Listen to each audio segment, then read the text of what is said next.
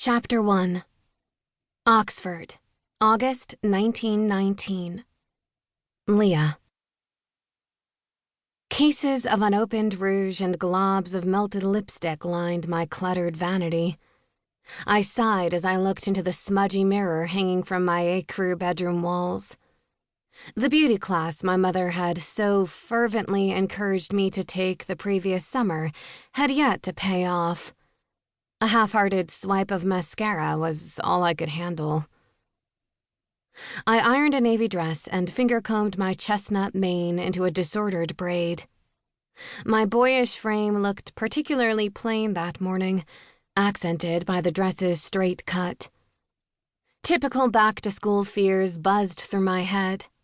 Getting lost, not knowing anyone, and being the strange new girl.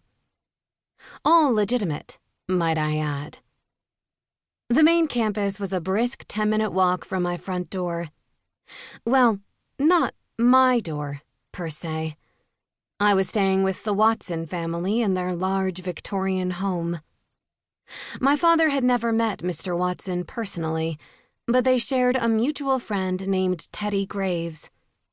I didn't quite understand the connection, and my father never explained how they knew each other. All I did know was that after the war ended, my father told Teddy about my desire to travel, something that transpired after a few too many drinks, since my dad would have never done that while sober. Teddy mentioned my wish to Mr. Watson, who then offered to let me live with his family in England for the year. Mrs. Watson even wrote me a kind letter and insisted that I stay for as long as I wished. I intended to take full advantage of her offer, especially since I was away from home for the first time in my life. The Watsons lived in a well-to-do neighborhood called Spindley Oaks. It was the kind of place that made you wonder if any of the residents were as interesting as their grand mansions and beautiful yards. Everyone I'd seen thus far looked like they'd stepped out of a department store window or holiday catalog, groomed and primped